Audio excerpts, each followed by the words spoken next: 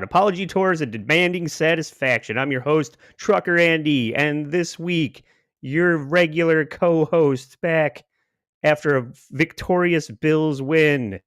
He's a fucking Chad. It's Joe Sixpack, everybody.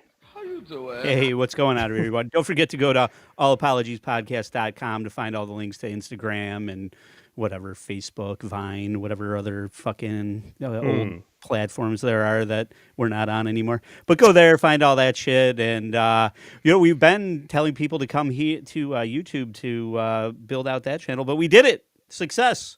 Victory lap. We don't have Carl's victory lap song.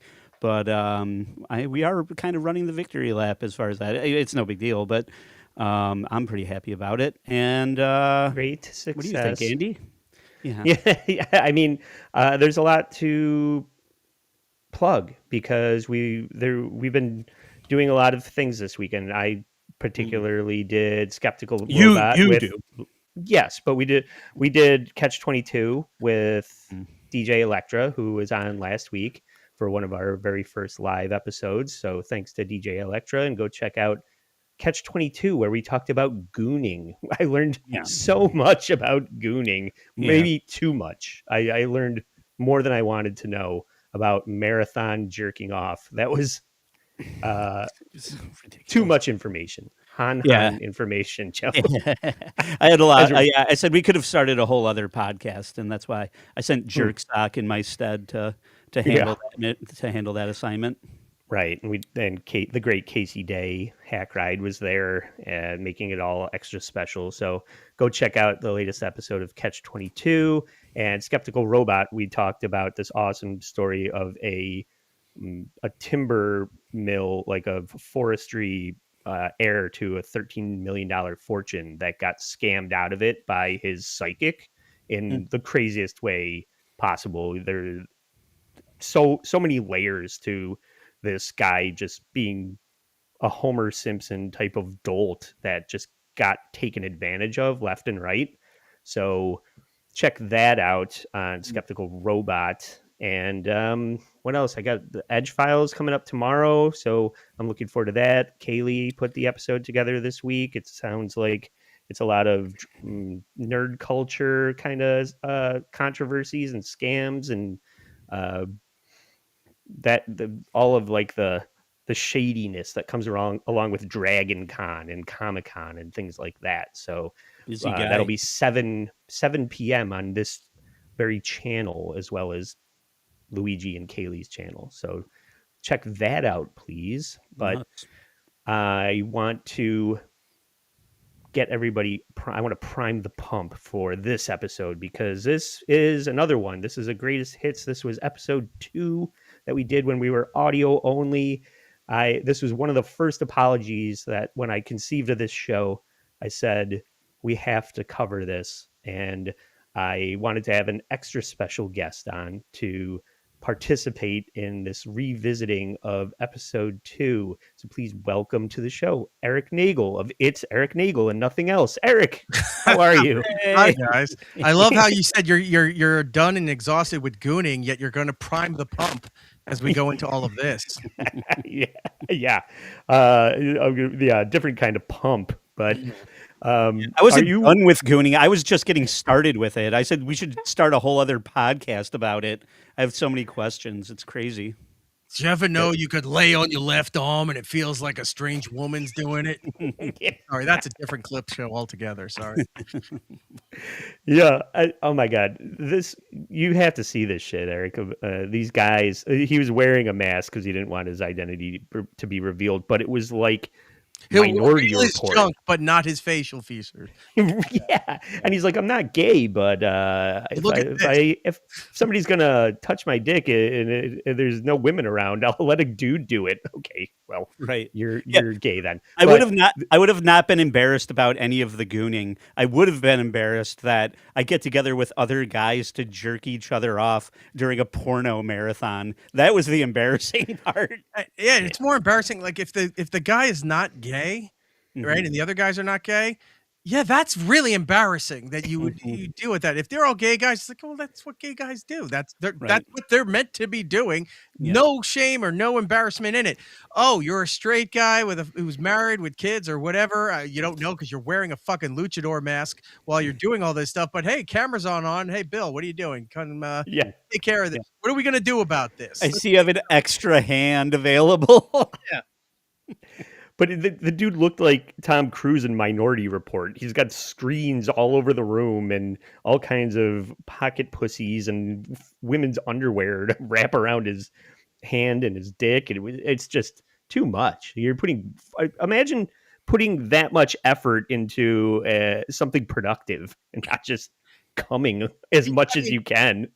I don't fully know all of this just based on what you guys were saying, but I'm imagining the fact that, like you said, being productive, putting so much thought and work into all of this stuff, while every other aspect of this guy's life is probably in disarray or failing, when he Right. could have refocused those efforts and energies into making his life better, having a better quality of life, a family, any of those kind of things. But no, he's got like superior jerk off techniques that you can't even fathom. He's on God level with all of that stuff. But he can't leave the house because he's agoraphobic. Yeah. Right. There's guys who are trading commodities on the New York Stock Exchange who don't have as sophisticated a setup as this guy has for jerking off. So it was quite the display. He walks into a room full of men and his hands are moving left and right like fucking Lawnmower Man. If you remember that, when he's trying to unlock the portals in every direction, he's just moving and shucking and jiving, herking and jerking. Yeah. Oh, yeah. That reminds me, plugs at the top of the show. I watched Erik's appearance on Once Over about Cube, and I actually edited that episode together. Oh, and nice. I had never seen that movie before, too. So it gave me a good chance to watch a movie that I'd never seen before, which was wild. And then your insight and your co-host name again was? Say it again. I'm sorry. Jordan. Jordan, yeah. Yes, I stepped on it. But yeah, you guys had such great insight into this Canadian 80s horror movie or 90s, it was probably early 90s, right? But Yeah, 90s. yeah, it was a really fun episode. And the one guy who created that movie went on to create Orphan Black, which was a BBC America series, which did I keep calling it Orphan is the New Black. I used to joke about that title, and now I can't remember the original title because I keep saying the wrong one. Yeah, he went on to make Orphan Black, which was a huge show for BBC America, and I forgot whoever else was carrying it too. And that show did very well. It brought what's her name, Tatiana Maslany to the mainstream. Unfortunately, yeah. But yeah, just to see that guy take a shot for an indie low budget horror film out of Ontario, Canada, and then all of a sudden it's like, hey, we liked what you did there. Let's give you a major budget BBC show and see what you can do with that. So great success story both for the movie and for the guy that created it. Yeah. Hey, Andy, before we keep going on the regular stuff, this is out of nowhere, I know, but only because you don't get a lot of shout outs, or we talk a lot of shit about stupid shit. But the one good thing that happened was, Erik, did you see Caught Stealing yet? The Darren Aronofsky movie. It's on Netflix now. I don't Austin Butler. No, I don't. Let me look it up real quick. I don't remember if I watch so much stuff now because of our show. Like it goes in and out my brain because it's topical each week for what we're doing. And I'm like, did I watch that movie? And I gotta look and I go, oh yeah, I did watch that. You forget what you've watched. Sure. I don't know. Look it up real quick. But I'll just glaze that real quick. Highly recommend. I don't like a lot of shit. I saw what was it, Eddington, Andy? Right? I recommended Eddington to Andy. And then I saw Caught Stealing recently, and I'm like, I feel like this is the best movie I've seen in a long time. So yeah, recommend. I just remembered I met this guy. And Austin Butler? It's up at Sirius XM when we were doing our show at Satellite. But he was in for something else, but you're never going to believe why I knew this guy. He was in Yoga Hosers, the Kevin Smith movie. He had a very minute part in there, but he was in there. Okay. I don't know if it was one of those favors that Kevin, because he's friends with everybody, so they all come in, have fun, and do goofy, wild shit in his movies. But yeah, he was up there for something else, and we just talked to to Haley Smith, Haley, not what's her name? I apologize. Yeah, Harley Smith. Quinn, Harley Quinn Smith, for the movie, and he was up there for something else, and I was like, oh yeah, it's the guy from Yoga Hosers. Now he's known as Elvis and all these other things, but back then I was like, oh yeah, he's the dude from Yoga Hosers. Yeah, that's funny. I don't remember him being in that at all, but Kevin Smith keeps coming up in conversation lately. I think He's the universe is trying to. Yeah, because you're right though. He's wildly likable, but he can't seem to make a good movie. I don't. After I mean, people will argue that even the first stuff that is his claim to fame stuff isn't even good these days. But I mean, I think good. Clerks is groundbreaking, but I've heard people say Mallrats was shit, and I was like, I don't agree with that. They thought it was shit when it first came out, and Kevin's one of the first people to admit it because it didn't do well in the box office, but it found an audience later on. The thing with Kevin is people like him, they like hearing him or whatever, but it's easy to hate on the guy because of just the stigmatism around him, where it's like, oh, he's been around too long that he's now the villain, so they don't like him. They don't like some of the movies that he made. They don't like, like you said, some of the older ones. Now they're looking back. That's just refined revisionist history kind of thing. Well, Clerks really wasn't that good, or Dogma was a piece of shit. I know he's releasing it now on insane to say, say. but they're saying, yeah, I know, but people do that. He's a very polarizing figure because you can pigeonhole him into Kevin Smith stuff. You cannot pigeonhole him into what media and entertainment has. Like when you find an actor, yeah, they do all this other stuff, but you typecast them in your head for a certain time period, or whenever you grew up or whenever you discover the person.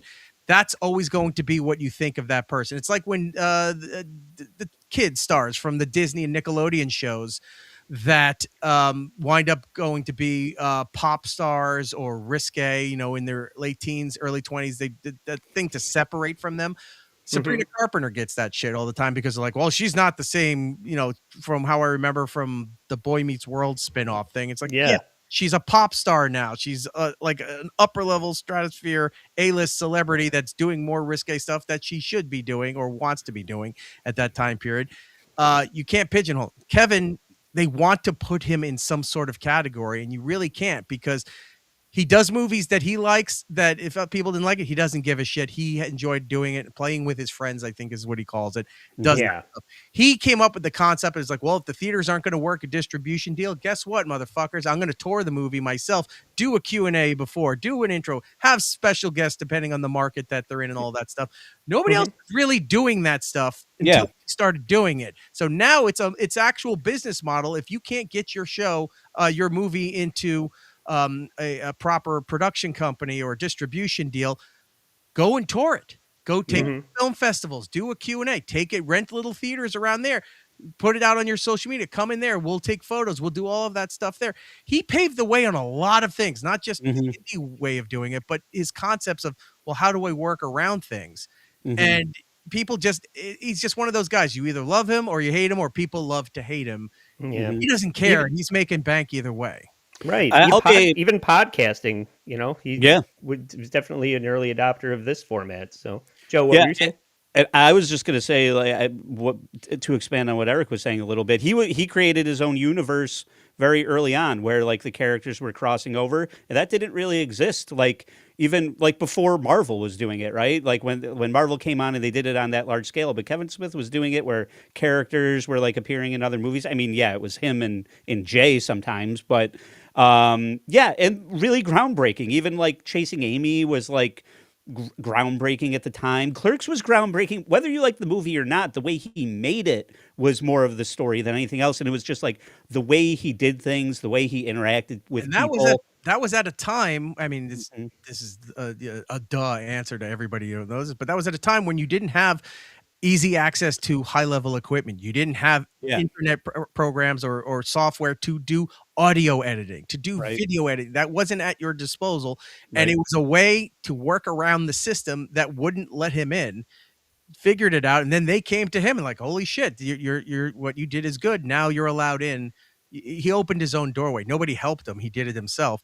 And he was doing like this connected universe thing before the Marvel universe did it. Quentin Tarantino does something like that where the characters are related to other characters from other things like that.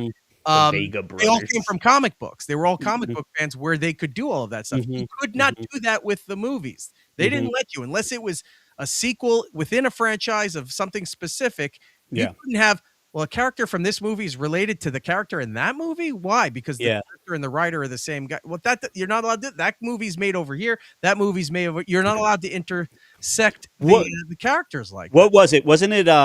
Was it Michael Keaton from Jackie Brown appearing in? Was it Out of Sight? I can't remember the movie that character crossed over from. I think that's what it was. Well, he had I can't remember his name, but it was Michael Madsen in Reservoir Dogs for Tarantino. And then John Travolta's character was like his brother. The Vega brothers, right? From Pulp Fiction, and like that's a comic book thing, but that wasn't done in movies, right? And then because Quentin did that on a higher level, Kevin was doing that, I think, the year before at a lower level. It was allowed to build up that way, and eventually led to things like the MCU and things crossing over in a way that didn't mean you were allowed to be in this franchise at this movie studio, but then be connected to a movie over in this studio. And you got to give them a lot of credit for whether you like his shit or not. The things that he's implemented and figured out at a lower, I hate the term low key, but at a lower level, and that other people look down and go, hey, shit, it's working for him. Let's try to apply it up here. And then you see bigger properties, bigger franchises doing that stuff. You got to give the guy a lot of credit for what he came up with. And I think he's more undervalued than people realize.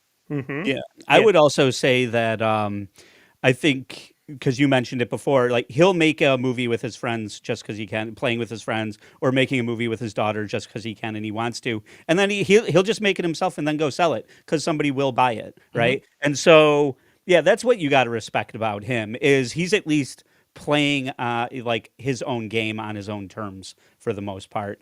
And nice job if you can get it. Plenty. There's plenty of ways you can shit on like the quality of some of the work. Yoga Hosers, Andy, I can't believe the Yoga Hosers came up and you didn't play the drop. So, where's the drop? Let me find it. But even if you could make storyboot that, so you can make a movie like that and not end your fucking career. You know, I think that's good. And you get to make something like Cop Out. You know, I mean, but that's what it is. Like, you could criticize that movie or whatever, but you got to make like a big budget Hollywood movie with Tracy Morgan. So let's make sure to bring up Red State then, if we're going to talk Red State's about good. That's what I'm saying. Yeah, I did. I brought it up immediately. Oh, no, you didn't. I brought it up. There's my idea. Okay. Sorry. It's hard to tell. You both look alike. The logo is just, the same person with two different hats. Yeah. But I mean, we're not here to talk about Kevin Smith ad nauseum like we're wont to do. But I digress, like Karmic X, because what we're really here to talk about is the John Cena Fast and the Furious 9 press tour apology that featured the revelation. I remember when we first did this, we thought that he was just phonetically reading this and he didn't know what he was saying based on a lot of this. But are you familiar with the John Cena Chinese apology, Eric? Yes. In fact, he was just on Joe Rogan and went into even more. I have that clip. We're gonna talk about that. So, so you do remember this. Sorry, I cut you off. So it's not a very long video and it's in a foreign language, so we can just speed right past this, but I'd be remiss if I didn't feature it on the show because it is very hilarious to think about what this guy is on. Well, you got to set it up a little bit. That's what I was doing. He's known as this, rapping white guy in the WWE, and then he's snowballing that part of his career into this big action movie star role at a lot of comedic films and showing his chops following in the footsteps of The Rock. And then This Remember when he had comes to fuck Amy Schumer? Ew. This Remember comes when he had out. to fuck Amy Schumer? Ew. Yeah, that was the low light of his career. So they're promoting Fast 9, where he is the big bad of that film, and he's doing press tour after press tour after press tour, and he gets to the end of a teleprompter junket, and he says, "Hey, you could be the first person in Taiwan, the first country, Taiwan, to see Fast 9." And then China's like, we don't like that. And now he's forced to bend the knee and kiss the ring because there's a lot of ticket purchasers in Asia. I don't know if you guys know this, but there's a lot of people over there that go to the movies. So the studio's like, dude, you fucked up. You have to apologize to everybody in China for saying that Taiwan is a country. And we get this. Or we don't, because I have to reload the clip. It was literally just fucking playing. You piece of shit! You're ruining my show. While you load that, you load that, let me ask you this then: what do you think is more offensive to the Chinese people? The fact that he called Taiwan its own country, its own sovereign country, or a black actor front and center on a movie poster appearing at Yeah, they're both equally offensive as far as it's insane that they're almost on the same level. For the fact that it's like, oh my God, you can't have a black guy on a Star Wars poster. You got to either put him in the back or remove him altogether, or you can't say that this nation is its own nation. Like somehow that's on equal footage here of what's offensive to the Chinese people. I know, it's crazy.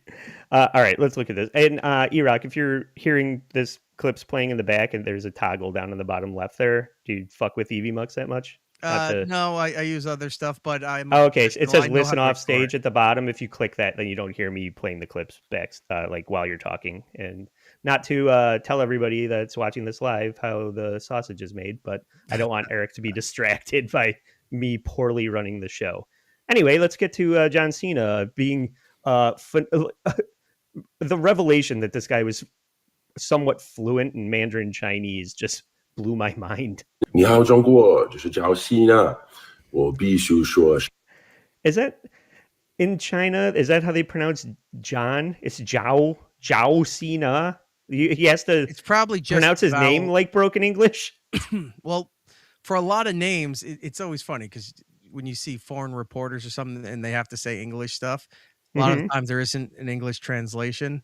So they're Michael Jackson. That's and then going through whatever they're doing. He's proud. Look, I remember he said he was learning Mandarin for like 11 years. So it's just probably the way you do the vowel pronunciation for all that stuff. It's just bizarre to hear him pronounce his own name that way, isn't it? No, you call yourself this, John. It would be like if he was issuing it in, or like if The Rock was issuing an apology to Mexico and he had to roll the R of his of The Rock. I'm not good at rolling R, so I'm not going to try it. But it's just funny. It's like a bully making you hit yourself. No, you call yourself Big Homo Cena in the apology. Imagine the real offensive part was that he mispronounced his own name in their dialect, and that's what they were really upset about. It wasn't even the context of the rest of the promo. It was just he said his name wrong, and they took offense to that. Oh, you're making fun of us now, John? Yeah, Chao Cena. 你好，中国，这是叫西呢。我必须说。你好，中国，这是叫西呢。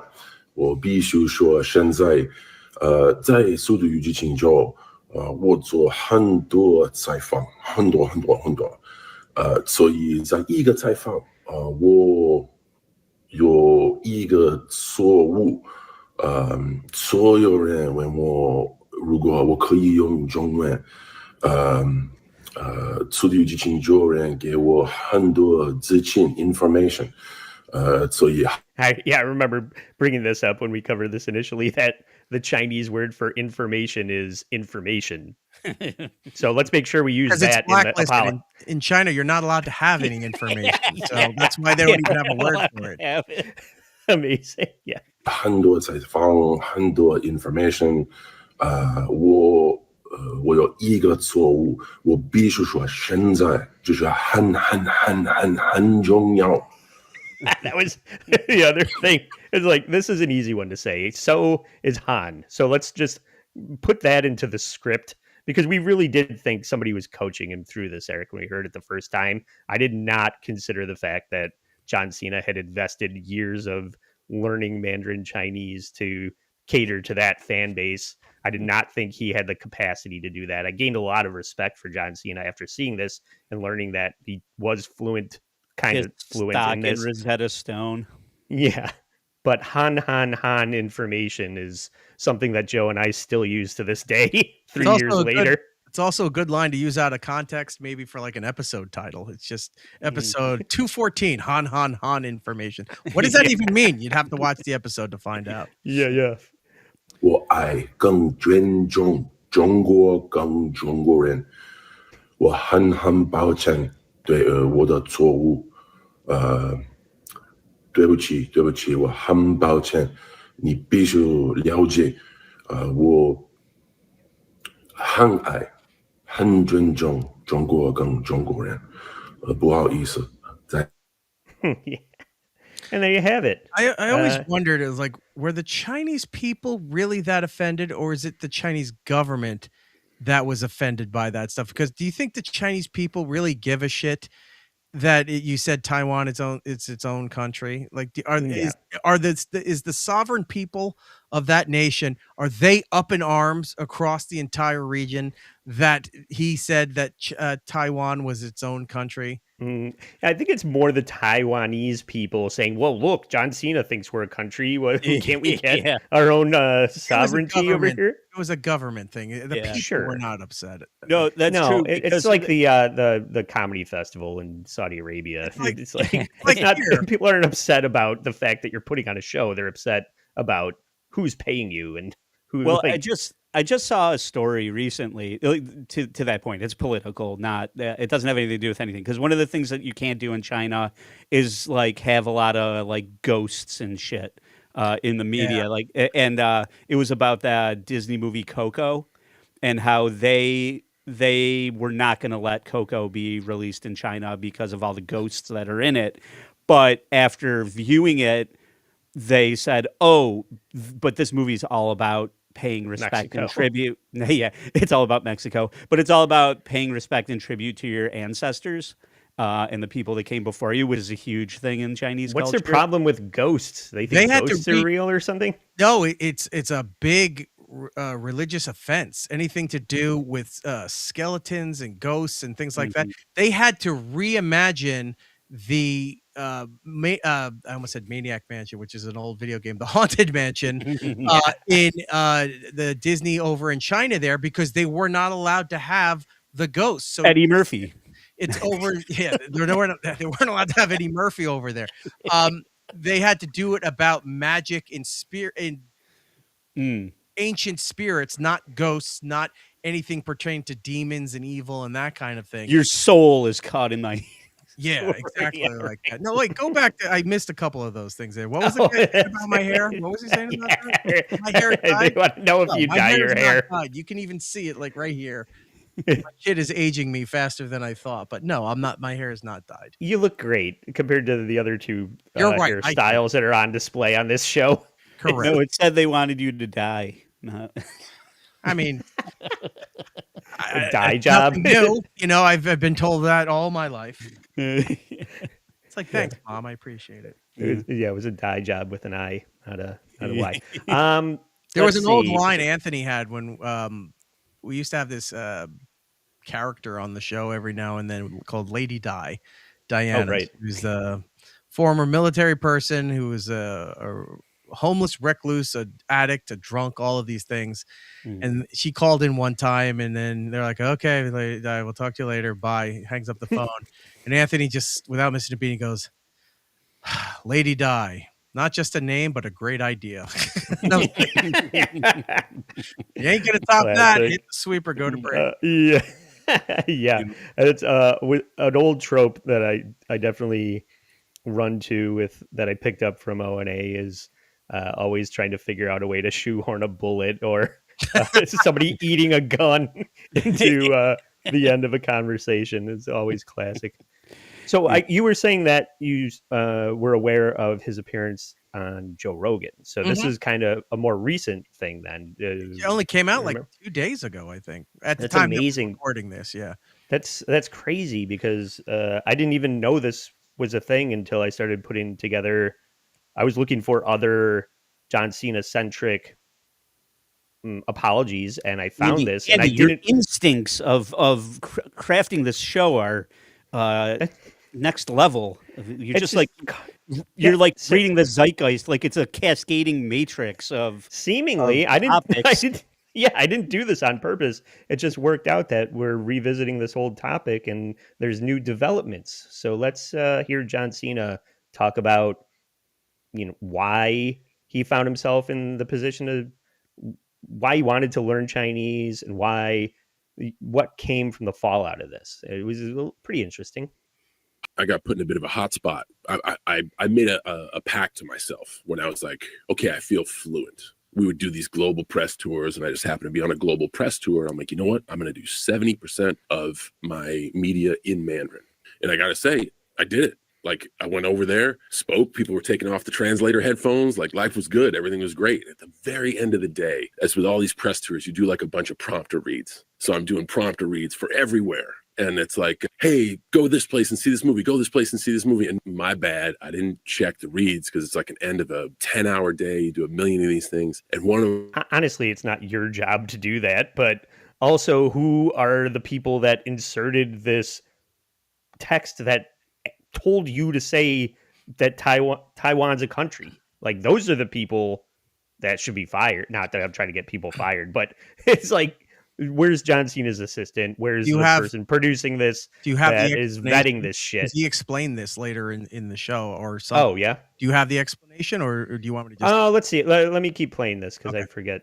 Hang on, like, hey, Taiwan. Before you do that, he goes, "Oh, I was going to be fluent, and I did the whole thing in 70%." Mandarin. Wouldn't it be hilarious if everybody was just like pretending that he was, and he's walking around going a ching chong a binga binga binga. Where's your crusty drop? And everybody around him's like, very good. Yeah, that's the equivalent of when some dumb bitch gets a Chinese symbol tattooed on there, and they said, "Oh, it means wisdom and honor and everything," and it really just means like baboon. Yeah. It's something that they had no idea. It just looked kind of cool, and they lied just so you'd pay the money to get the tattoo done. Yeah, and he's saying he was going to do 70% of it, but 20% of that was Han and information. So it's really more like 50%. This, and it was. Oh, sorry. No, I was just going to say, I think in honor of this, we should only do 70% of this show today, and that's yeah. No. Well, come on. Oh no! What's next? The Flying Dickie Act? Yeah. All in Mandarin, and the opinion described Taiwan as a country. So be the first country to see this. Now over there, they look through a different lens. Like, geopolitics are murky waters, man. And that's when I learned of, like, I just said it, left, everybody was cool. I did my thing. Like, I read the prompt. It was like a Ron Burgundy moment. Like, go fuck yourself, San Diego. It's like the most offensive thing you can say. So I'm like, man, good job, John. You did 70% and people understood what you were talking about. And then they put that out and everybody was like, what the fuck did you just say? That's not how we do it over here. And again, just because like my takeaway, and it was a pretty tense moment for me. Like, I had to apologize to China, and in apologizing to China, right. Trying to cut Hinchcliffe, like, you're such a fucking idiot. Did it run out right when you were trying to make your point, Eric? He said I had to apologize to China and went black, and I'm like, oh, China cut the feed. They don't want to hear the apology. It's done. Yeah, we're getting shadow banned off of YouTube because of this now. He said that whenever he would have to go, same thing for wrestling too, when they'd have to go overseas and do press or whatever, they had publicists in those countries from those areas that they used that would set up the tour, bring them to places, tell them what they needed to do, give them the cultural cues and all of that stuff. So whatever happened over there, whoever set this up for him, he had a teleprompter on his phone that he's just reading it, so he sees the words while he's talking to the camera, and that was what was written into the copy. He didn't know anything about it. Nobody else corrected him or said anything, and then that goes out and became a big deal, so he wound up having to apologize, and he said, and that tanked his movie career for a while. Yeah. Props to Prairie Judge for the crossover comment here. Yeah, crab rangooning all day. Go tell Lorenzo Areola he's the crab rangoon guy.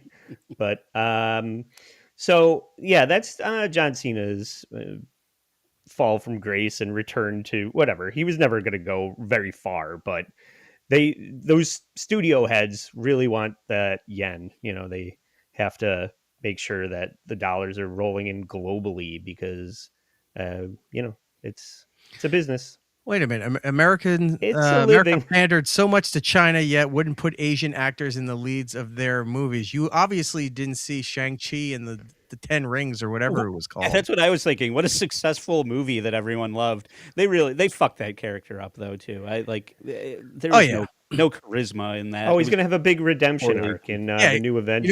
You know what his redemption arc is? Is like, we don't need Iron Fist. That was worse than this. Bring him in as the bonding agent, and then we'll just kill him off in the background while we deal with other things. Not to go revisit. Not to fully diverge the conversation back to Marvel movies again, but always isn't it amazing that we watch these breadcrumbs being laid out by Kevin Smith and Quentin Tarantino to have these crossover movies that we each of us have lived long enough to see fully realized on the big screen in a way that when we were children never thought would be possible, to come all the way over to Captain Marvel, Miss Marvel, fuck this. I don't care about it anymore. It's insane that I'm burned out on something that I was so thrilled about and never thought possible as a child. So, I mean, for me, at least, it was that, like, I didn't hate Ms. Marvel. I really didn't. But get this guy off the fucking show. Yes. All right, bye. See ya. I know people that liked it. And I know people that think that the comic is very inspired. Hey, I want to hear the rest of your point. The problem is that whenever they were announcing the next step, or they're going to do this, for some reason they feel the need, because, and I'm not knocking diversity or inclusion, but they said, we're going to bypass the next obvious evolution of a storyline of a character, whatever, to jump to these one little offshoots, or this later storyline that involved a different character that we're not overly familiar with in mainstream culture and what have you. The comic book fans know about it, but the mainstream audience doesn't know about it. So we're going to go to this, and we're going to go to this, and go to this. And when you're sitting there and you go, wait a minute, why isn't Bucky Captain America? Why did we go to Sam right away? Why did you make because you need a black actor to blow this thing here? And people are having a hard time dealing, not with that he's Captain America, but it's just like, he shouldn't be that yet, and he comes off very weak, even though they're trying to force him. He's the guy that doesn't have the serum. People wanted to see Bucky because Bucky also had the serum, and he's got the fucking Dr. Claw robotic arm with him. You want to see him, beating the shit out of people, having all the power to jump and do all this shit. That's what you want to see as it evolves, not jump to, because this fits a checklist of boxes that we needed to do all of this shit. We're going to recast this person. This person's going to be, we're swapping races. We're swapping genders. We're doing all. They did too much too fast. Had they eased this in, which I know that's terrible to say now. It's like, why can't they be that? Well, because the audience that enjoyed this originally is not going to give a shit now. And the new audience that you think are coming in, they're not here either. They're not here. That audience you think you're catering to doesn't have the buildup. There you look at the previous movies and go, that's too much homework. I'm not going back and watching 18 movies just to figure out what this is. So you lost the new audience. You're losing the older audience that gave a shit about this thing. This could have been a generational passing the torch within your own family. You get your kids involved because you watch this, and then you get them, you bring them up to speed to come to the movies. Not, hey, we're going to jump from here to Black Spider-Man. We're going to jump from here to this, to this, to this.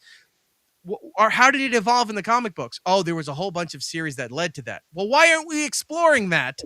Or at least fast forwarding through that to get to where you want to be? It needs to be there. And they don't do that. When you automatically change Taskmaster should have been a bigger deal in some those comics. They switched it to a girl that was like a mute or fucked up or whatever it was. That whole storyline changed. Then killed her off in the Thunderbolts like right away. Like it was no. It was great. It's like I laughed because I'm like, holy shit, they don't care about that character whatsoever. They know they fucked that up so incinerary. It's done. I'm like, what a fucking waste of a character. It's just, and not to like spin it into Star Wars again, but it's the same thing. The way I feel about Darth Maul, that like that character had so much potential to be so much cooler through so many other movies, and to just throw it in the toilet. But then also what you were saying about catering to an audience that you don't have and forsaking the one that you do. Right. As soon as Disney got their hands on Star Wars, they tried to make every fucking Star Wars movie a Disney princess movie. It's like, keep your fucking Disney princess shit over here and let Star Wars be its own thing. When they turned Leia into fucking Space Mary Poppins and she was able to float through into the ship. Oh, she can breathe in sub-zero space as a vacuum. She's just going to teleport over to the other ship and be fine. Eric, I bring that up so many times when like people talk about The Last Jedi and why it's not good, and there's so many reasons to say it's not good. But when a beloved actress passed away in real life, right before this, and then to watch Carrie Fisher's legendary character die on screen, and I legit rolled a tear when it happened, only to have her fucking come back to life and be bastardized by an AI fucking cartoon and just shit on that character and that legacy and a real actress. It's unforgivable to me. What would have been a better storyline? And I actually know this woman. Well, I knew her for a little bit. Carrie Fisher? Oh. No, her daughter. Who's also in the movie, right? Right. Yeah. Had they not made her just a foot soldier under Leia's command, had they brought into a story like, yeah, you got Kylo Ren, but she was Leia's daughter somewhere in there, you don't have to focus on her too much, but she has a connection. If she took over the Leia role, not being Leia, but, you know, filling that void that the Leia character would disappear from, people would be okay with it. Now, you don't have to make it a major deal, but it's a way of handing it off and making the transition into something else that the audience would be like, okay, that makes sense. I approve of that. When you go from here to what's the worst thing we could do, or what's so far outside of the box that means it makes no sense, let's do that. It's almost the South Park bit about Family Guy, where the manatees are just moving word balls to the side and go, oh, here's the character, the concept, the adverb, all of that stuff right there. That's what the story's going to. Or Funny Bot, right, Joe? Funny Bot? Yeah. And then Adam Sandler goes to, you know. Right. Yeah. I wanted to go back to one thing real quick that Eric mentioned about Taskmaster, and then they brought Taskmaster into Thunderbolts and killed that character off immediately. Which is only funny because Disney panders so much that they even pandered to like the haters of the concept. They're like, oh, everyone hated it. And then they're just like, oh, you hate this? Let us just execute it on film for you, like immediately. Oh, you didn't like that? Han, sorry for doing that. Not only did they kill the character off, and like in comic book true form, no one's ever really dead. Like you shot them, but then they walk away and something happens. You don't realize that the guy came to or was rescued or something like that down the line. That's why he's back. Not only did they shoot her, Taskmaster, they left her in that room that incinerated. They all left. They left Taskmaster. They guaranteed there's no way, unless they Darth Vader her, there's no way she comes back ever. It's like, that is done. I'm sorry, I have to go back to my own planet now.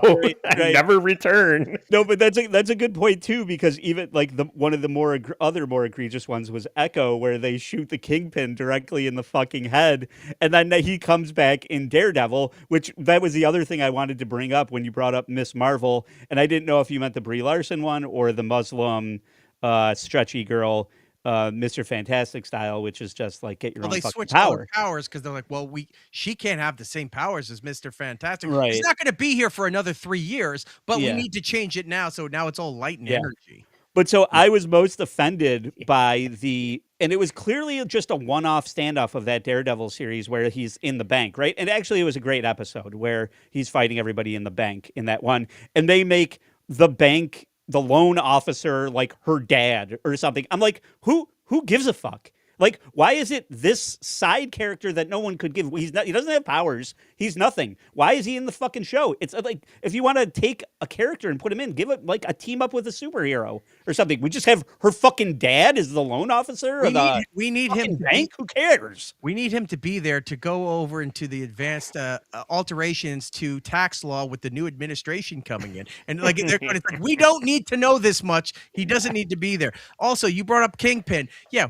So when the new season of Daredevil comes in and he's talking with his wife, well, you disappeared for a while. And he's like, yeah, I had things to do. Like it was no big deal that he got shot and then was in prison and all of this shit. And when you did see him, it looked like he just had like a cyst removed. It was like a little incision scar on him. Right. Point blank in the fucking head. Now, look, I know he's got super fat power. So if you punch him, it's not going to hurt him and that kind of stuff.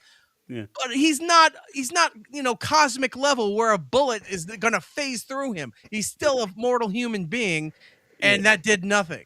Yeah, I didn't watch that show at all. I heard that he got shot in the head. You're talking about Echo? Echo, yeah. I also didn't know, like, if I didn't even the fifth one. I watched the clip somewhere on YouTube. I'm like, let me just see the ending. Oh, 30 seconds, done. All right, I'm good. Yeah. So, but I have to say, my wife and I watched the Netflix Daredevil, right? That was great. Everyone loved it. And my wife watched that along with me, and we're like, "Oh, they're doing a new Daredevil thing on Disney," and she's like, "Let's watch it." And that part came up where they're sitting in the diner talking about that, and I had to explain to her what's going on, and she's like, "What the fuck are you even talking about? Like, he was shot in the head in a completely different thing, and now he's just perfectly fine running for mayor." Didn't even explain to his wife. Well, someone had to run things while you weren't here. I know. I had to disappear for a while. That's not disappearing. That's a major fucking life event, both for him and the movement of Marvel in general. And he's just like, he took it away. It's like, I was not even on the lam. It's like, I needed to take some time away from me. I had to go on a singles vacation, and I disappeared for a little while, and then I came back. So anyway, there's nothing more to this Joe Rogan clip. There's nothing more comic book than that. Some character being reinvented in a weird way. But no, the John Cena stuff's all said and done. I do have a lot to say about the H3 Kaceytron apology, though, and that's the other thing that happened this week. I'm amazed all of you guys care about this stuff. I don't. Specifically H3, I don't get this concept of basically turning Israel-Palestine into a podcast and these guys going so hard at each other to a point where it's gone to court. I would never watch any of this. I have clips of Ethan Klein. I don't know how anybody else watches this guy. I don't know. I know of the guy. I know of him. His name, he's been around for a long time. I don't know him. Like, I don't know. I knew of his show. At one point I would see clips when he was actually getting guests, like celebrity guests or big name comedians or something like that on his show. So you would see those interview clips, but I don't know who he is, where he came from, why this whole thing is the thing. What I do see is like everyone's reacting to this stuff going on because he's got lawsuits and everything. It seemed like he went full 180 from what he was doing to all of a sudden it's like, well, this is, I mean, he's a Jewish guy, right? Like, correct. I know his wife is, but he's Jewish too, right? So correct. Like, if this is a personal offense to what's going on to in the world right now, yeah, it is to a lot of people. But to completely switch gears on your show to go, well, you tried to be pop culture, you tried to have guests, you tried to do whatever he was doing, to go, now it's only about this and I'm attacking other people and lawsuit. Again, I don't know enough about it, so forgive me if I'm sounding stupid. It's a lot of it, but I'm trying to figure a lot of this stuff out. I don't have an interest to go into their backstory to see what this is. I've seen stuff on Carl's show on WATP when that comes to surface. When other things show up in my algorithm and I look and it's like, I'm trying to figure it out, but I also don't care enough to know anything about this stuff. So I'm just amazed while everybody knows this guy and everyone seems to have an opinion on what's going on with him and some of the people that he's arguing with or suing or whatever. I'm sitting there and I go, this must be like what the Dabbleverse is for some people, where they're sitting there looking and say, I can't care about these things. And I get it. Not everything's for everybody, but like part of my job is to know a little of everything that's going on. And I try to keep tabs and stuff. I'm at a loss when it comes to this. Well, let me Andy, hang on one second, Andy. Let me try and explain it. I want to set the table a little bit for Eric too, because I don't know anything about this either.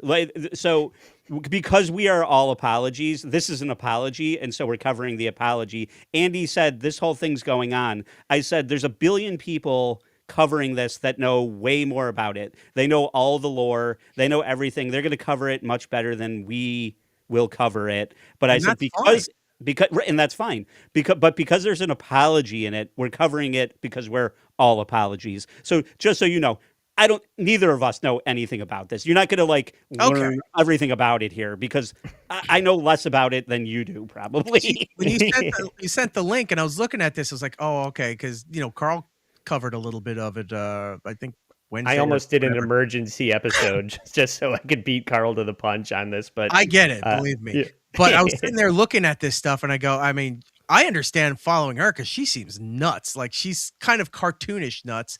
Like she'd be a good, what you guys call the lol cow to follow. But because she's now involved with this thing and that thing here, and I'm sitting there and I go, I couldn't even describe to my audience what any of this is. Like, I don't know about it. That's why I watch other people's shows, because I'm like, they know more. I'm not going to pretend I know anything about it. I'll watch them and let them tell me what it is, and I'll go, oh, okay. And then let me see how much I judge the apology here. Hey, instead of two people that don't know anything about it talking, why doesn't the person that does know what's happening try and explain it to you as much as humanly possible? Okay, but before I do that, I want to thank associate producer Ralph up there in Canada, Ralph, for the $3 saying, are all three of you brothers or just Andy and Eric? Yes, we're all related. We all look alike. I know what you Canadians think, but Ethan Ralph, because you're like, where did this guy come from? Why is he a thing? He's a thing because he's been around way too long. He's been around forever doing a lot of these reaction channels, and a lot of it played in the sandbox of... Oh, that's where he started? He was doing reaction videos? It was like the vlogging era of YouTube, where like Jake Paul and Logan Paul and David Dobrik running around, and a lot of people being dildos on camera. And then there was, and Ethan Klein was more of a WATP type, who would watch these type of things and comment on the drama and the fallout between the relationships of, multiple circles of people. Trisha Paytas was highly present, and she even did a show with Ethan that was short-lived. Related somehow? Oh, she married his wife. Yes. Right? I think Ethan's wife, Gila's brother, is married to Trisha Paytas. Right. So they are in-laws, which is bonkers. But so there's a lot to say about this. And this has gone on. Ethan Klein has done a lot of different things under different umbrellas, but the main one is H3, that is by and large run by Gila.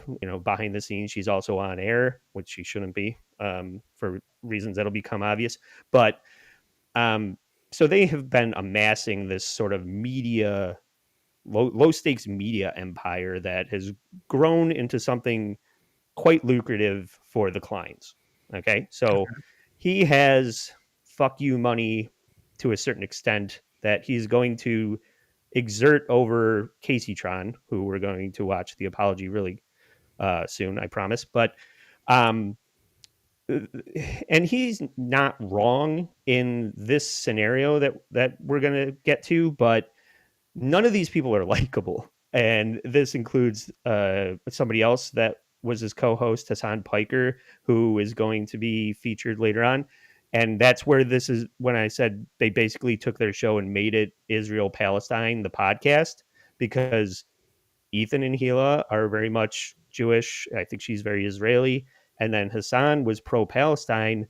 And then their whole working relationship blew up once this became a hot topic of conversation. They were doing a show together, those two guys.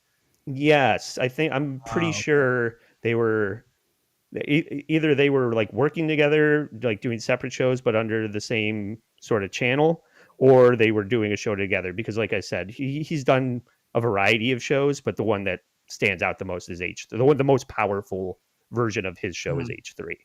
So yeah, I think they were working together. The conflict gets way too spicy. They stop being friendly to an aggressive degree. They actually become enemies. And now you have these hangers on like Kaceytron, who is shitting on, you got people shitting on both sides, but she particularly is the Tukey of this universe. Yeah.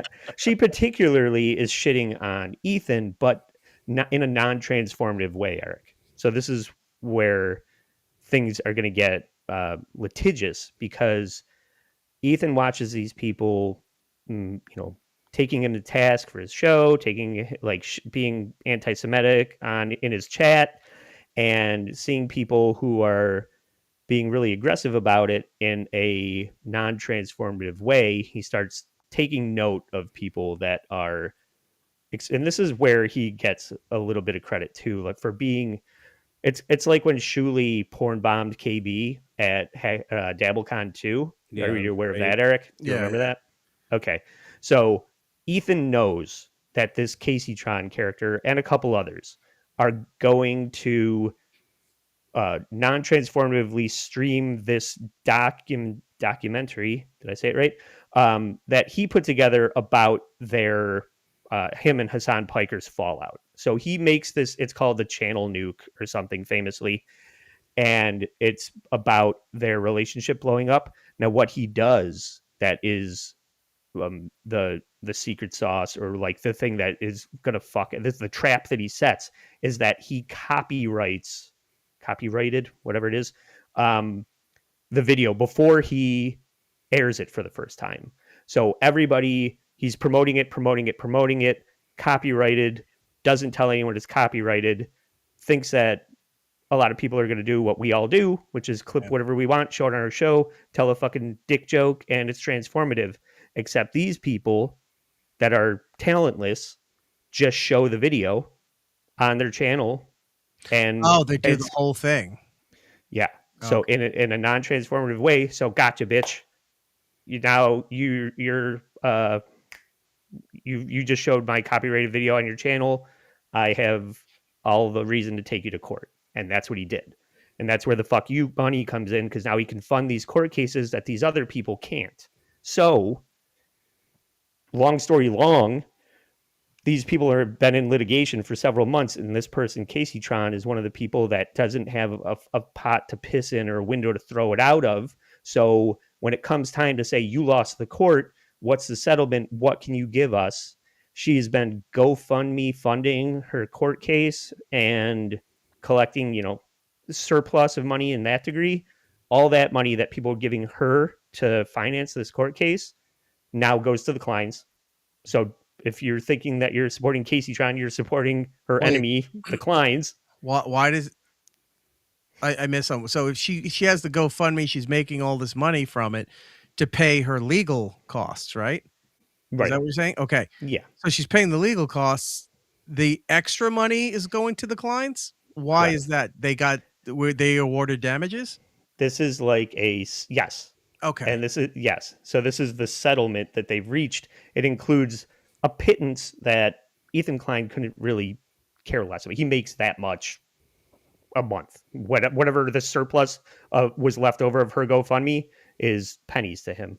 Gotcha. The real thing that is baked into the settlement is that she now has to go on live stream and issue this apology. This is like, Stuttering John's future.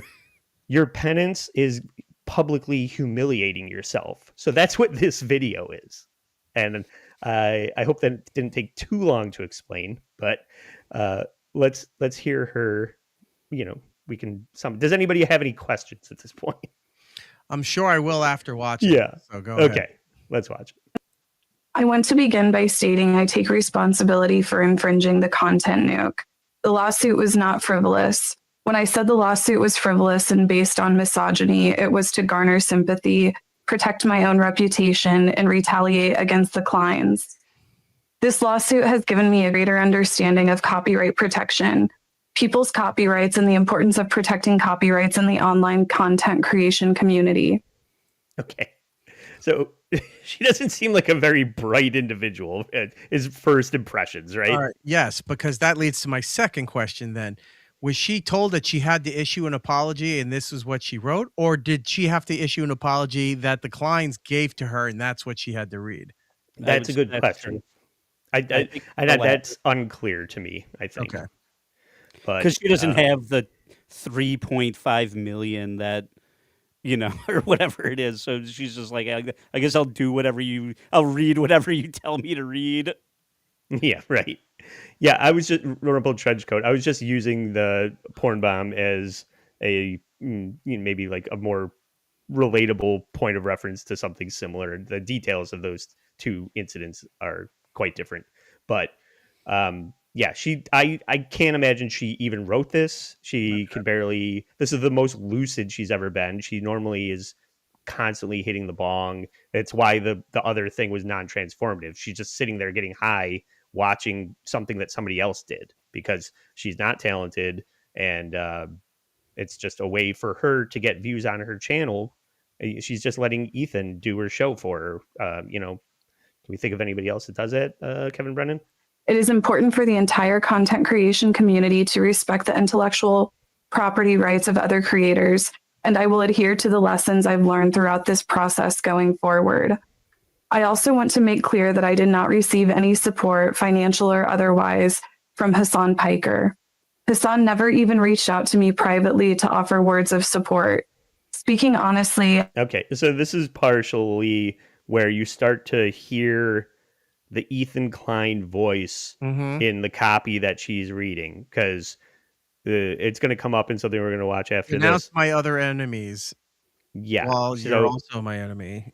Yeah. And they're going to spotlight the fact that I think Hassan said that he would support her court case against Ethan, and then he never did. So they're making her throw him under the bus that he hung her out to dry.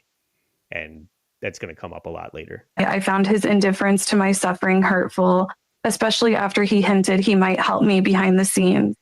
It felt like he wanted to receive credit from the public for helping me without providing any.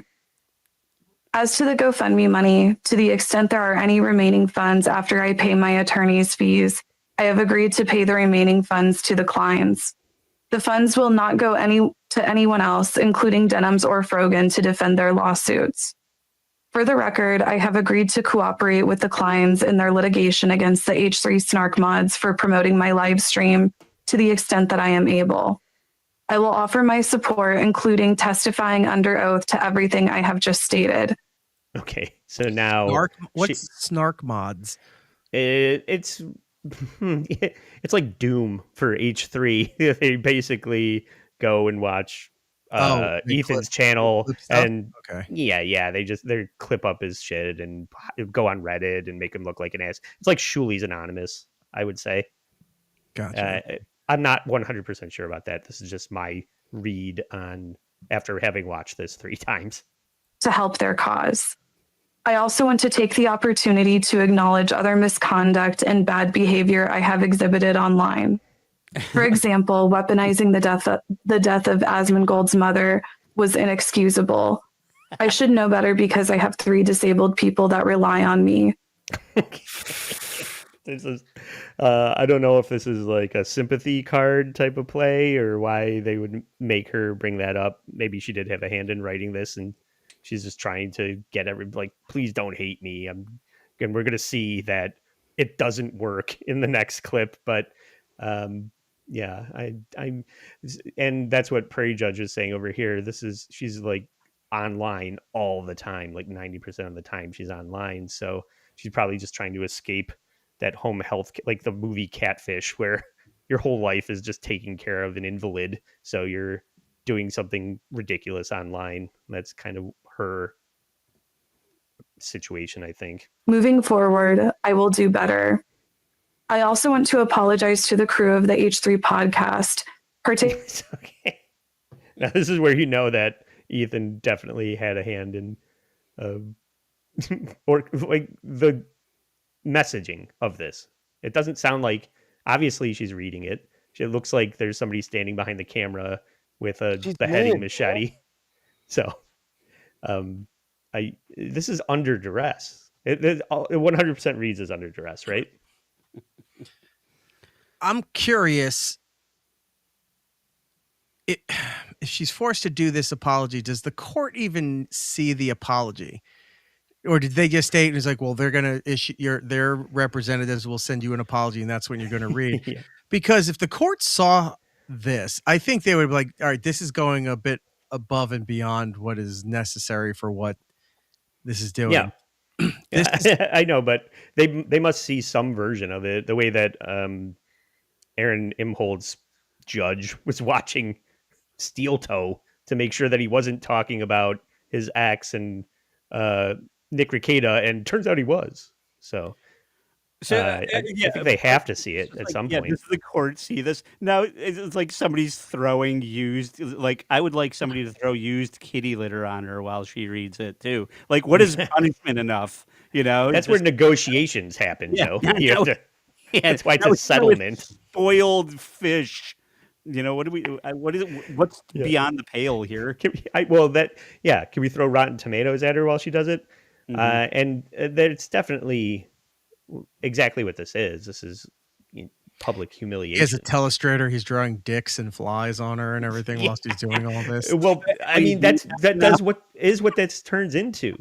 All right, fuck this. We're gonna move on because she has like another minute's worth of horseshit that she says, and it's not interesting as much as this next clip is, where she has now issued the apology and people are showing up in her chat and just basically prompting her to go to Greenland, if that's the way to say that. Yeah. Things are getting vicious in the chat, and she is going to play the victim now. And like I said, I don't like anybody in this story. I don't think she is creative. I don't think she has any business. I'm not really doing what she's doing. From as little as I know of this, and I'm seeing here, I can't really find the good guy in any of these characters that are in here. Yeah, they're all shitty, and even the people that are in the chat trying to get Kaceytron to off herself are shitty too. And I need to beg for some cash to fund my next line of coke. You know what I'm saying? Clap if you agree. Enjoy the lawsuit. It's like these, like, I don't know, like it really just feels like people are trying to get me to kill myself. That's honestly what it feels like. It feels like people are trying to get me to kill myself. That's what it feels like. Because we can't argue about feelings. Happy birthday, Ethan Klein. I hope that this finds you well. I'm sure you'll think it's very funny. No, I do. But hey, look. Yeah, that's our job. Yeah, no, I'm laughing. Put that back up on the screen for a second. Sure. You don't have to play it. Just put it back up there so we can see her. Yeah. Hang on one second. Boom. Enjoy the lawsuit. Right, you it's can like pause it for a second. So yeah, I mean, she's crying and everything, but look at her subscriber goal there. Like she's far ahead of it. Yep. So I mean, let's take lemons and make lemonade here. You know, best of a bad situation. Yeah, she's got to go through all this stuff, whether it's rightfully that she caused it or you know or whatever. But her subscribers are up, or I don't know if that's the viewer count, but either way, that's going to translate to money to help those people in need that are depending on her and her household. Right. And there's a very easy way to not have people online try to convince you to kill yourself. Don't be online. Yeah. You don't have to be doing this. This is what got you into trouble in the first place. Why are you continuing to do this, Stuttering John, you fucking idiot? Or do like Stuttering John and subscriber chat only or super chat thing only. You can say, you could tell me to off myself, but you got to pay $50 at least. Yeah. Yeah, maybe I'll try this. But yeah, That's the so problem. We're all bad at marketing. she doesn't need to be on there. She doesn't need to be. Well, I mean, what's easier than playing somebody else's video and collecting $2 at a time? I guess it's a hard job to walk away from. Instead of, it's better than working at IHOP or something. Well, I don't know what else she would do in the meantime. So she just has to be on here reading chats about how she should off herself, and it's the bed that you made, though, because you're a lazy asshole. And yeah, I could deliver Taco Bell at 3 a.m. or read super chats about killing myself. Could you deliver some Taco Bell? That sounds pretty good right now. Yeah, I'll take That'd 2 chalupas. Yeah. So now it's Ethan Klein's time to take a victory lap. When we were talking about when she's saying, I'm sure you'll happy birthday, I'm sure you'll think this is hilarious. Of course he's playing this on his show and collecting hundreds and hundreds of dollars in super chats our hero based on this W. Yeah. And then he's also watching Hassan Piker react to this happening. And so I want to point out that, like what you were saying about what just a certain type of show has just gone on to become drama and watching people fail. A lot of it's happening in the Dabbleverse. I remember WATP used to just be about having some drinks and laughing with your friends, and now it's about fucking lawsuits and going to people's houses and calling the fucking cops on Oregon and being the biggest snitch in the fucking Dabbleverse. Quadfather, you cock. But there's a version of having fun with a show like this, and then this, when you can't write a joke, it's just this, and I don't like that. I don't want fucking court cases. But if they were smart, if they have to issue these apologies, they would have pre-recorded it, copyrighted it, and then aired the apologies. So then when Ethan went to play these on the shows, they get him with a copyright thing, and they go, I'll drop that if you drop the rest of this stuff, and then it's null and void for everything. now finally somebody with a brain in their head. Yeah, so Hassan Piker is, I don't know, what's the term for getting all upset about somebody else getting one over on them? Butthurt. Crashing out, being butthurt.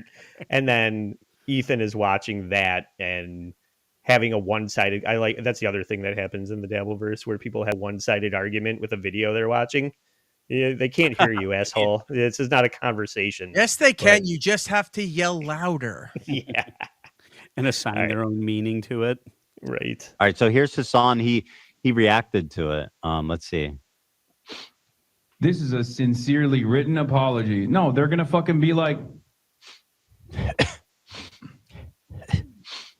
well, since this is brought up, they made her apologize. Oh, okay. So all this sniveling and puffing. Who's sniffing all the time? It's Ethan. This is what I was saying. This guy's fucking unwatchable. I know that he has Asperger's or autism or something like that, and that's where this comes from.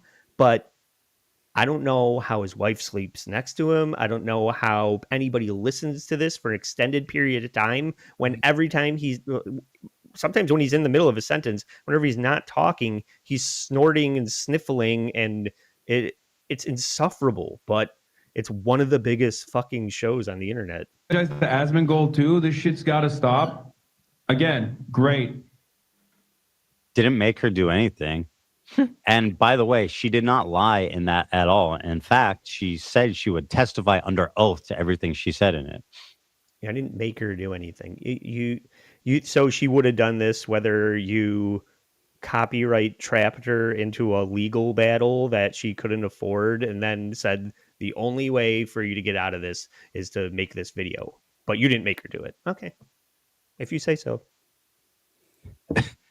I would never ask her to lie for in an apology. That's just, and nor did she want to or did. It was. I only co-wrote it. She is not capable of writing what she said. She doesn't even know what she said, I think. All truthful and genuine. And no lawyers would allow that bullshit either. Oh, God. Here she comes, guys. Brace yourselves. Have you ever seen Gila Klein? What happened to his studio? I remember he had a big studio with the wooden table, like it was almost the Joe Rogan model kind of thing, but it had purple and black like soundproof paneling and stuff like that. Like he had this big studio. Now he's green screening WKRP behind him. Like I don't what happened? Yeah, I think ever since this has gone like super political and they've drawn a line in the sand with their audience, this is sex goddess Gila Klein. My God. I think that the show has gone on to be something a little bit different, where it's more of, I'm the Unabomber in my cabin with a bunch of red yarn going from thumbtack to thumbtack, solving the Israeli-Palestinian weird when you conflict. See people devolve into that. They start off this way, low rent, kind of whatever. They get a following, they build up, they get nicer equipment, they build a nicer studio, they do and then at some point, all of a sudden, the studio's gone. They're doing this, and it's just like a pale comparison. Howard Hughes now, like.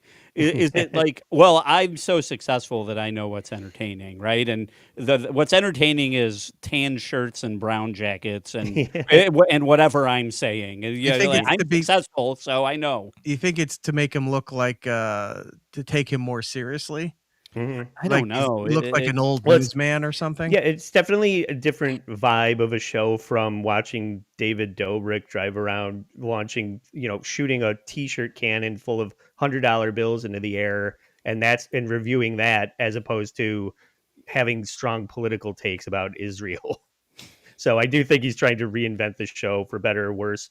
I know a lot of people, there's a big audience for political talk that is an echo chamber for your beliefs. So I don't know if this version of the show is more or less successful than what it used to be, but it's a completely different show at this point. So in Shang-Chi, when we can just get back to, is there going to be a Israeli hero in 2026? Let's find out. Who was that? Oh, that's Tony Stark. Anyway, yeah. If you are getting your rocks off of basically trying to bankrupt a random person so she started it by saying it's not frivolous. Okay, and I understand why you have a vested interest in framing it that way, because you are one of the top offenders for stealing content. You are known for leaving your chair and letting copyrighted footage play while you are not even sitting. So certainly I understand your bias on that matter, because you have a vested interest in it. And it's only a matter of time before you get sued for doing something similar. Oh my God. This is another autistic thing that was driving me crazy while watching this. You see his hand like shuffling around, and his little mouse arrow is flying around the screen aimlessly, for like he's not even looking for something. He's just doing it autistically, and he's spazzing out on the keyboard, and the arrow is flying around the video and making this so annoying. It's just like if you watch on Twitch, the people who play video games, when they're not in the middle of doing something, they're just their characters just constantly hopping around or running a lap somewhere, or they're doing just put the controller down and sit in like a drink. I'm waiting for the lobby to load. Okay. Yes. That's so funny. I don't need to be doing fucking emotes and constantly running around and doing all this shit until the game starts. Like, take a moment for yourself. Stop touching the thing. It's like being a parent. You want to go over and slap the controller out of their hand and say, knock it off. His idiosyncrasies and autism is much more interesting than whatever the fuck they're talking about or fighting over. Honestly, like, I don't give a shit about anything about what he's saying, really. It's because mainly he's just poking holes in what Hassan is saying, because this is all petty shit. It's his it's sarcastic, and it's fucking self-serving, and it's just annoying. Like, and he's just uncharismatic. Like, he's hateable. He's punchable and he's hateable. And like I said, whatever little fucking idiosyncrasies that he's got going on are more interesting than this bullshit. It's just crazy. But anyway, I just also like that he's like, well, she said it wasn't frivolous. Yeah, it's not. When you lose and you're subjected to the court decision, it stops being frivolous. It's it's very clear that you lost, and his whole thing is She's a fucking loser, but pushing up his glasses. Oh, technically. Oh yeah. By the way, yeah. Actually, that fucking College Humor thing. You meant to put another O on the end of that too. So you're an idiot because you used the wrong version of the word "to." Even though he went through all of this effort to get these people for this nonsense, had he just made an addressed his audience and said, "Look, this stuff happened. I went after him, and things have been settled, and it was viewed in our favor." If he just explained it that way and then moved on to something else, as shitty as this could be, again, I don't really know enough to take a side in any of this stuff. There's a potential to come out somewhat as the good guy. It's like, I had to do this. This was the thing. We moved on. Hopefully we can all move on from this and blah, blah. And if they all want to, spurg out on all of those things, let them do that. You move on for a little bit before you go back to looking at their stuff again. But the fact is, like, hey, we won the thing. We're going to break it down. This is almost like, what was that comedian in the 60s that kept getting arrested for saying fuck and shit on Lenny Bruce? Yeah, Lenny Bruce. And then he's reading his transcripts and going over the court cases and everything. He starts right. He's just sitting there and go, wait, this is what I'm subscribing to. This is what I'm paying. He's going to break down every nuance and look at his face here and look at the wordage, the verbiage he's using here. It's like, no, I don't care even more. Then how do I file this against him and get this down? Because this is terrible. Yeah. If this is what victory looks like, I don't want to win. Well, the Dabbleverse is one step behind this, guys, because basically what these two do is this little piggy each other. It's like, I'm gonna do a show shitting on you. Okay, Patrick Belton, I'm gonna do a show shitting on you, and then until it escalates into a court case. Does this sound familiar, anyone? That is going to end up turning the shows that you think are funny into something else. But I just see a lot of shades of, I see a lot of parallels happening here. Unfortunately, you did fair use my video, and so I never intended on suing you personally, but there were people who maliciously stole my content, and that is a problem. Dumbass, loser, idiot, liar, broke. Apparently he's broke. It can just get any more childish. So I heard he's ugly and has a tiny penis as well. I'm crushing his head right here on the screen. He sucks. And he's all, do you see him, he's going to keep doing that too, where he twirls his wrist. And when he gets sick of spinning the mouse, then he checks his nails and huffs and puffs and blows Kaceytron's house down. Smaug? What's smog but without gold? I don't know. Let's take the G off the end. Watch. Online. All right. So much so that this is very long actually, and I'm just going to scrub to the end because you guys. Oh no! Let's heal a Klein, everyone. Let me move right past that. There she is again. Let's see where we are. Literally behaving like Israel. This is like. This is I landed right on it. It couldn't be more incendiary. Like, let me see how many people I can piss off. You're the living embodiment of Israel. I mean, this is, instead of calling each other PDF files and Hitler, we're gonna do this. What does that even mean? Israel style behavior. How? But is Israel the reality of the matter is, if anyone, I don't even know what he means. I would love to hear what he means. Like, by I that. can't even guess. What? Yeah, what? Jewish. You're acting like Jew. I mean, that's literally what it is. Jewish. Like, because Jewish. I mean, like, if you're just talking behavior, like, what does Israel do? Like, they have money and make people say forced confessions about things that, that's never happened. What are you talking? It just happened like 3 minutes. We just watched it. What are you talking about? Nobody's paying attention to what they're even saying. They just have these these like bullet points in their head. They got to spew out. They're not focusing. They're not listening. They're not. It's Israeli behavior. Like you're trying to show the wrong that you think you're writing here, but you still found a way to make it less interesting, and I care even less than when this started. Yeah. That's why it's so crazy. There's so much lore, and it's culminated into this where there's no good guys. I mean, Hassan Piker's a dick for saying what he said right there at the end. Ethan's a dick for leveraging all of his whatever of money against somebody who's probably a slow adult, like a high functioning idiot or whatever, Kaceytron, and taking advantage of them. So, and then Kaceytron is a lazy drug addict burnout that has no business being on the internet and insists on being on the internet. There's no heroes in this. To me, that's interesting. Not even heroes, persons of interest. There's no Taskmasters. There's no Shang-Chi's. There's no Miss Marvels. It's like a true crime where nothing happened. It's like, why are they? This is a 6-part NPR series. What has happened? There's nothing happening in this case. Yeah. The person that lost the lawsuit has no money and had to humiliate themselves. They had to put themselves into a stockade and get rotten tomatoes thrown at them on the court of public opinion. And and the biggest crime is that none of it's actually interesting. It's just like this slow adult, is forced to lose a lot of money and humiliate herself online, and it's not even interesting. It's not trending anywhere. It's not showing up associated to other clips that might be similar to things like that. It's nothing. The only way I knew about this is you and Carl's show. You two brought this to my attention.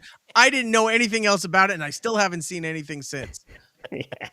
You're better off for it. I don't recommend anybody go watch any of these shows or become fans of these people. It was just a big apology that popped up, and obviously we had to cover of our own format today. It's what it boils down. Nobody even cares that there was an apology. Like, that's how bad this is. It's so bland that you're like, all right, well, we killed 40 minutes. I guess that's a show. Yeah. Good. And we watched 40 seconds of Ethan there. That stream went on for like over 2 hours of him doing that and just shitting on Hassan, shitting on Kaceytron. It's just that's their Dabbleverse over there. But keep that over there. Let me tell you why or Rupert Pupkin. You were right. We were wrong. You were so right, Ethan. We're sorry. Right. It's all of that stuff here. And he goes, let me break down everything you did wrong so that you know for future why you were wrong. And it's like, no. Yes. Yeah, I know. You're so right. Ethan Klein is laying down and resting his head down on his pillow as he twitches himself to sleep and goes, they all know I was right now. Like, everybody can see that I was right. I was right, everyone, right? Yeah, that's what. Yeah, he's just like that. Now they all know. They can all see how right I was. Yeah. You know who won in all this? Ethan's lawyers. They got a nice payday from this thing, and he's like, what is he doing? Another stupid file the paperwork. It's an easy win. We'll double charge him for all of this stuff. It's garbage. Yeah. So thank you for politely tolerating that, E-Rock. I still think it's a little bit interesting, especially when it comes to transformative content and people that snipe stream each other. I found it relevant in that regard, but I do not find the people likable. That's fair. That's the only takeaway of this is just to be careful with how you're doing this stuff. Yeah, people have gotten lazy too. We've seen it in other shows where they just put stuff on and sit down Zumak. It's playing long clips, and then there's no real context, or they just go, "No, I'm not yelling at something or whatever." You're not starting and stuff. I get a lot of shit on my show from my audience. It's like, you keep starting and stopping these things. It's like, yeah, you want to watch the thing? Go fucking watch it. It's online somewhere. You're here for the commentary, and that's the legal way we have to do this in order to allow this to happen on our show. We have to break things down and recap things and do all that. That's the law for being allowed to play all of this stuff. Yeah. Some people don't get that, and then they have to humiliate themselves publicly. So I want to thank you, Eric, for joining the show. It was very nice of you to invite me on. I appreciate it. Oh, it's all you. You're helping us. So do you have anything that you would like to plug at this time? My show, It's Eric Nagel. It's available through iHeartRadio. You can get it on their app or Apple, Spotify, any of those places that you go and get your finer quality programming. And of course, our YouTube channel at It's Eric Nagel. The thing is right there. You can go and subscribe where we do the live streams, we do the best of stuff, and we're getting ready to launch memberships on there. We've got our whole back catalog from the satellite days and early iHeart stuff that's going up there. Libraries from other shows that I've done and everything's going to go up there. Everyone expects is like, well, is it going to all be there at once? No, it's not. There's years of stuff that we're trying to convert and put up there. So you get a nice chunk of it to start, but then every week, more and more and more gets added on there. Yeah. And we saw some of your the Scott Pettengill stuff getting populated onto there, and that's always that's what we were doing earlier. We did part 2 that turned into a part 3, so that thing's getting cut into a 3-parter for the Todd stuff. That look, if you liked the bizarre shit that we did in the first one, we found he did his own music. He put out his own songs that I grabbed before he yanked them off the internet many years ago. So I have those. Oh, nice. He tried to do independent commentary where he would sit on his phone. I'm going to give you my thoughts of the day of things going on. Where's he sitting in his car like everyone else fucking does? So yeah, that's all to come. We have a part 3 involving Opie. That's hopefully I'll get that done before Christmas. If not, maybe in January. So we're doing a lot of these other offshoots from the actual iHeart show. So we're trying to provide more things and prevent the way of radio and media currently going. We're trying to find every way possible to not get let go, from every company. So the more we can put out there, the more we can be self-sustained. Who cares if the company comes and goes at that point? So that's what we're building to. So thank you. Go over to the YouTube channel and subscribe.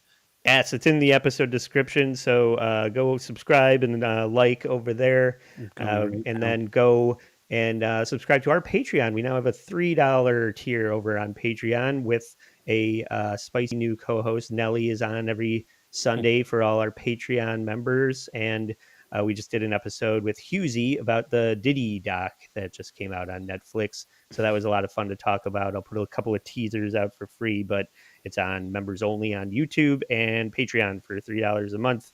So thank you to all our Patreon supporters. Thank you to the great Eric Nagel for Joe's Six Pack. I'm Trucker Andy saying, stay